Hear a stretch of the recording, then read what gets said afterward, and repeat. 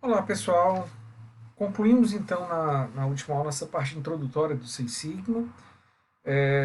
O meu objetivo foi passar para vocês um entendimento do que seja a metodologia e permitir que vocês compreendam a importância e a aplicabilidade dentro das empresas.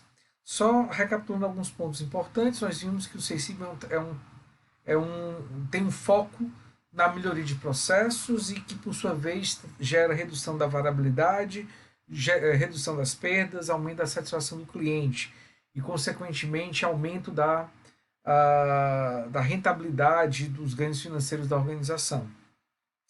Vimos também que para que o Seis Sigma seja aplicado é necessário que haja um envolvimento de toda a administração. O Seis Sigma não é só estatística, é um conjunto de técnicas e ferramentas que envolvem qualidade, estatística, psicologia, muito do comportamento humano tem que estar presente. O conhecimento operacional da área também é fundamental. E o nosso foco é pensar em melhoria, em ganhos, não apenas mudança, mas mudanças que nos levem a um patamar maior de desempenho. Com tudo isso então definido, a gente passa a trabalhar agora, a partir desse momento, a ferramenta principal do Seis Sigma. A ferramenta que vai nos nortear em todas as ações e iniciativas que vierem a ser adotadas na tentativa de melhorar os resultados de uma empresa. E essa ferramenta é o DMAIC. É esse assunto que nós vamos estudar no vídeo de hoje. E nós podemos começar então com essa figura que representa aqui a base, vamos entender isso como sendo o objetivo, o sucesso do Seis Sigma. Para que nós tenhamos sucesso na aplicação da metodologia Seis Sigma, três condições são consideradas fundamentais. Primeiro, vou começar aqui como primeiro elemento, essa coluna da direita, que seria o envolvimento da alta administração. Se não houver o comprometimento, o apoio, a cobrança, a motivação da alta administração, o Seis Sigma não vai funcionar. Como a gente já discutiu, são mudanças significativas, é necessário alterar a cultura da empresa, é necessário redefinir posturas, atitudes, o foco na qualidade tem que ser muito forte, a busca obsessiva pela identificação e eliminação de problemas e defeitos, e isso só acontece por meio do exemplo e da cobrança da alta administração. Então é fundamental, uma condição essencial. Precisamos também ter uma visão dos ganhos financeiros que vão ser obtidos. Afinal, nem esse apoio vai existir se esses benefícios financeiros não puderem ser identificados, ser estimados. Então, nós fazemos tudo isso para ganhar dinheiro, para tornar a empresa mais saudável, mais competitiva. Se não há perspectiva que isso aconteça, não tem por que também aplicar a iniciativa. Então, com essas duas condições presentes, aí nós vamos em busca do ferramental, do meio, para permitir que, de fato, as ideias saiam do papel e possam ser transformadas em melhoria de processos. E essa ferramenta é o DMAIC. E é sobre ela que a gente vai começar a discutir agora. Uma forma interessante da gente definir o DMAIC seria estabelecer cada um dos significados das letras que formam essa ferramenta. Então, o D vem de definir. O que nós queremos nesse momento é ter uma visão clara de qual é o problema que vai ser resolvido. É nesse momento que o projeto de melhoria vai ser estabelecido, com seus objetivos, com o resultado estimado, com a equipe estabelecida.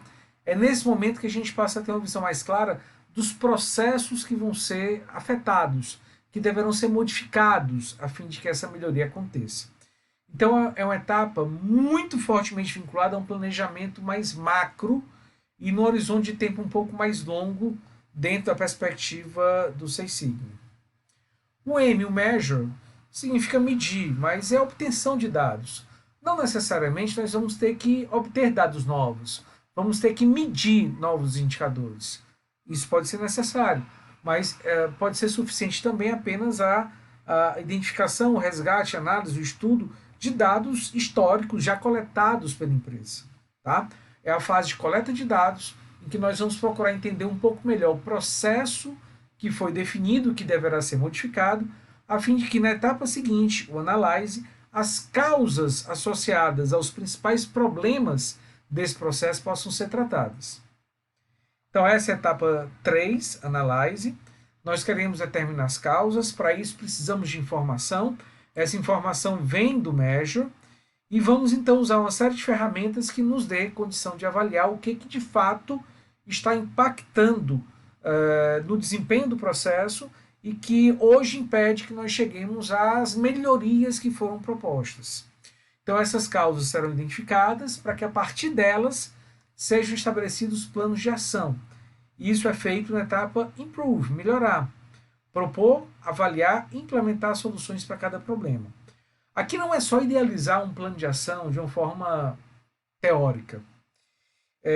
Nessa fase devem ser previstas, inclusive, testes, pilotos, simulações, a fim de ter a certeza de que aquele plano de ação, conforme proposto, vai funcionar. Caso haja algum desvio ou alguma dúvida em relação aos resultados gerados por esse piloto, deve-se voltar, reavaliar o plano, buscar mais informações, talvez rever causas, a fim de que, de fato, a solução proposta tenha a maior possibilidade possível de gerar os resultados desejados. E no control é onde nós vamos aplicar e avaliar os resultados aplicados no escopo global do projeto. Se deu certo, vamos padronizar, vamos assegurar o treinamento de todos os envolvidos, vamos fazer planos de acompanhamento, vamos monitorar os resultados por meio das ferramentas apropriadas e garantir que hajam meios para que todo e qualquer desvio ou falha possa ser imediatamente corrigido a fim de garantir a continuidade do nosso processo. Então, de modo geral, esse é a filosofia do DMAIC, que vocês devem ter percebido que é muito parecido com a ferramenta já bem usual, bem conhecida e aplicada com constância, que é o PDCA. De fato, se a gente for fazer um paralelo com o DMAIC, entre o DMAIC e o PDCA, a gente vai notar uma série de semelhanças, principalmente ligada à etapa do planejamento, que está presente em vários momentos do DMAIC. Então, quando se fala em definir um projeto de melhoria, com processos, com resultados esperados, a equipe definida, os recursos necessários, quando se fala em coletar dados, quando se fala em analisar esses dados na busca das causas fundamentais, e quando se fala na própria idealização do plano, tudo isso é planejamento dentro do PDCA. Ou seja, o DMAIC basicamente é planejamento. Aqui no Improve tem também o Do, afinal, aqui nós vamos implementar um piloto, vamos executar esse piloto, e para isso eu tenho que operacionalizar o plano que foi definido. E nós podemos dizer que esse Do também acontece quando nós estamos olhando aqui para o Act. Só que agora a execução, a implementação, seria no escopo global do projeto. Tá? Mas aqui também tem uma execução. A checagem acontece no Improve, já que eu vou checar o resultado do plano piloto, da simulação realizada, e avaliar se é necessário ou não alguma correção, algum ajuste.